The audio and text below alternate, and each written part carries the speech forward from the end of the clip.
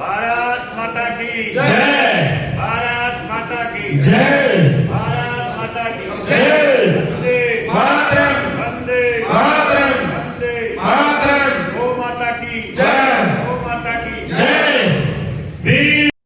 बहुत संक्षिप्त में अपनी बात एक एक लाइन में रखूंगा, लेकिन फिर भी मेरा आपसे निवेदन है कि सैकड़ों हजारों किलोमीटर दूर से यदि लोग यहाँ इकट्ठे हुए हैं तो उसको 2-4 मिनट बात सुनी भी जाए, रखी भी जाए। मेरे अभी ये बात है कि भैया एनडीए है भारतीय जनता पार्टी का और कांग्रेस का यूपीए है। ऐसी स्थिति में फिर उनके साथ बहुत सारी पार्टियां हैं।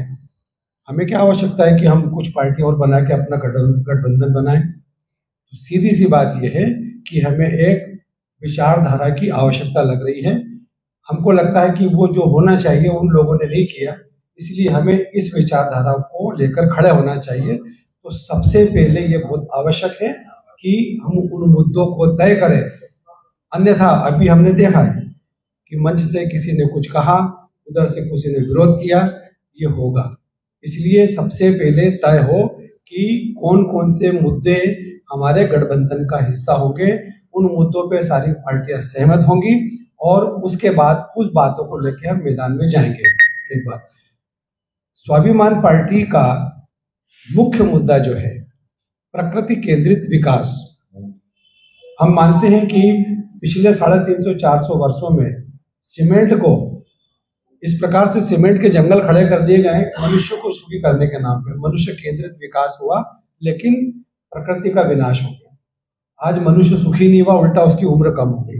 तो स्वाभिमान पार्टी कहती है प्रकृति केंद्रित विकास, और प्रकृति केंद्रित विकास में जहर मुक्त खेती और जहर मुक्त भोजन, ये पहली आवश्यकता है। आज हम देख रहे हैं कि मनुष्य खड़े खड़े गिर पड़ता है, नाचते गाते जाते गिर पड़ता है, स्पॉट पे हार्ट बंद हो रहा है। ये बहुत बड़ा मुद्दा है। आदमी 10 साल के बच्चे की उम्र पे जो आप देखो आंखों पे चश्मा चढ़ गया, बाल सफेद हो गए, शरीर में ताकत नहीं बची है।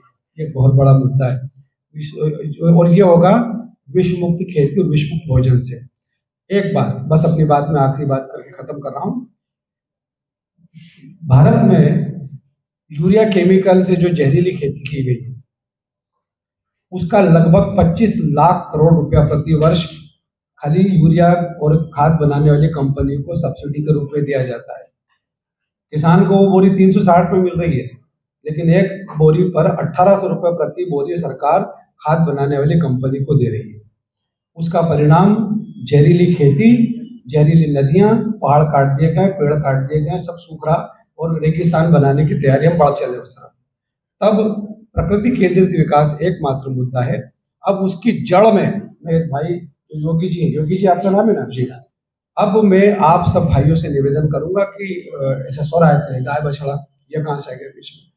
अब मैं आपको मूल बात कहना चाहता हूं, मेरे लिए गाय भगवान है, लेकिन आपके लिए नहीं होना चाहिए। और उसका वैज्ञानिक पक्ष क्या है? जो 25 लाख करोड़ रुपया प्रति वर्ष खेत में जहर डालने के लिए सरकार दे रही है, उसको बचाना है तो गो आधारित खेती और खेती आधारित अर्थव्यवस्था। हम फंस गए उद्योग आधारित अर्थव्यवस्था में और उसके लिए तमाम विनाश फैला दिया गया। तो गाय के वैज्ञानिक पक्ष को समझो, धार्मिक पक्ष से हम सहमत, आप मत हो, मैं हूं, आप मत हो, लेकिन गाय का वैज्ञानिक पक्ष इतना तगड़ा है कि भारत को सोने की चिड़िया बनाने का दम गाय में था और भविष्य में भी भारत को सोने की चिड़िया बनाने का दम सिर्फ गाय में। नदी बचाना पड़ेगा, जल स्तर नीचे जा रहा है, जल स्तर को ऊपर कैसे लाएंगे उस पर बात करना पड़ेगी। और मनुष्य की उम्र, हमारा वेद कहता है ना कि 100 साल मनुष्य की औसत आयु मानी जाती थी, आज स्थिति है कि 1 मिनट का भरोसा नहीं है। तो मनुष्य सुखी कैसे हो, और इससे आगे जाके फिर भाई मान लीजिए कि हमारे सारी की सारी चीजें जो हम चाहते कि अच्छी हो, तो क्या हमें चीन कह देगा कि हम ये चीजें आपको हम सब दे रहे, हम चीन के साथ चले जाएंगे? भारत सनातन काल से, अनादिकाल से भारत का क्या स्वरूप था, भारत का क्या स्वरूप आज बिगड़ चुका है, क्या होना चाहिए, बस इस पे हम सहमत हो जाएं। भारत के नागरिक, भारत का स्वरूप है, ठीक है। धन्यवाद, जय हिंद। पर्सनल जितने आदमी हैं 150 करोड़ के लोग हैं हम लोग यहाँ पे भारत में, सबका अपना अपना एक मोटो है, अच्छी बात है, होना चाहिए। लेकिन हम लोग जो आज डिस्कस हम लोग कर रहे हैं, तो स्मॉलर स्टेट जो है अपना छोटा प्रदेश, छोटा परिवार सुखी परिवार, वैसे हम लोग फेवर करते हैं। छोटे स्टेट का हम लोगों का 22 प्रदेशों का डिमांड है और आज से नहीं बहुत सालों से है, जिसमें 4 स्टेट बना भी है। और माननीय श्री बैठे बाबा आर के देव तोमर जी, जिन्होंने 4 राज्य बनाया है, उत्तराखंड, छत्तीसगढ़, झारखंड और तेलंगाना, इनके तत्वावधान में बना है।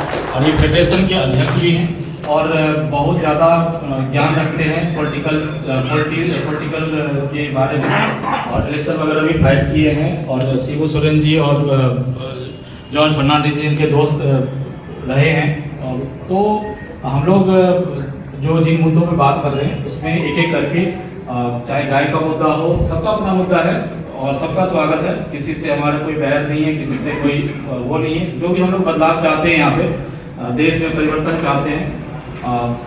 Bharat alliance third front means जो 2 अलायंस में नहीं हैं वो हम हमारे साथ आना चाहते हैं, तो उनका स्वागत है थर्ड फ्रंट में। और उसका भारत अलायंस का हमने बनाया है। और 2024 में जो भी इंडिविजुअली या पॉलिटिकली पार्टी के रूप में, अपने पार्टी के रूप में जा रहे हैं जिस क्षेत्र में, जैसे कि हमारे माननीय नेता रामाराव जी हैं, आंध्र प्रदेश से इनका पॉलिटिकल पार्टी है, ये 8 MP सीट पे फाइट कर रहे हैं इस बार। तो हम लोग यहाँ डिस्कस कर रहे हैं जो एक दूसरे के क्षेत्र में एक तो ओवरलैपिंग ना करे, और जो जहाँ से इलेक्शन में जाएंगे या इलेक्शन में पार्टिसिपेट करेंगे MP सीट में, तो उनको सपोर्ट करें एक दूसरे से, ताकि जीतें। और अपना जो विचारधारा है थर्ड फ्रंट का, इन दोनों से हटके उसको हम लागू कर सकें। लागू करने के लिए हमें असेंबली में जाना जरूरी है, नहीं तो कुछ नहीं कर सकते हम लोग, मीटिंगों से नहीं होगा। हमें वहाँ जाने के लिए जीतना होगा, फिर जाएंगे तभी बदलाव कर सकते हैं।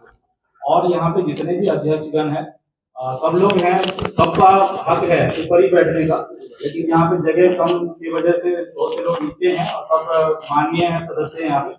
और इसके लिए हम चाहते हैं, जो आपसे क्षमा चाहते हैं, जो आप लोग कुछ लोग नीचे बैठे हैं, कुछ ऊपर हैं, तो बुजुर्ग लोग यहाँ ऊपर बैठे हैं, बाकी आप सब भी उतने ही बराबर के हकदार हैं जितना कि ऊपर लोग बैठे हुए हैं। इन सब चीज़ों से कोई ऐसा नहीं निगेटिविटी ना सोचें। और एक एक करके जितने भी लोग हैं, नाम हम लोग लिस्ट इसलिए नहीं बना रहे क्योंकि बहुत से लोग हम लोगों को नहीं जानते, वो बहुत से लोगों को हम लोग नहीं जानते। तो एक तो आपस में जानकारी हो जाएगी, और बारी बारी से एक तरफ से अपनी अपनी बात रखें शॉर्ट में, जो मोटी मोटी चीजें हैं तो उसको हम डिस्कस कर लेंगे। और एक जो जैसे अभी पुलिस की जो उनकी इंस्ट्रक्शन है, जो पॉलिटिकली कोई नारेबाजी या पॉलिटिकली किसी इंडिविजुअल की बुराई या किसी पॉलिटिकल पार्टी की बुराई ना करके हम मेन मुद्दे पे जिस पे हम काम कर रहे हैं उस मुद्दे की डिस्कस करें, सामाजिक बदलाव की बात करें, तो वो ज्यादा महत्वपूर्ण है। तो थोड़ा सा उस पर हम लोग ध्यान जरूर रखें और आपस में उलझे नहीं। तो मैं यही कहना चाहूंगा। धन्यवाद। और एक एक करके बारी बारी से जो भी आना चाहते हैं, पहले हाथ उठा दीजिए, वो आइए और अपने बात रखिए जी।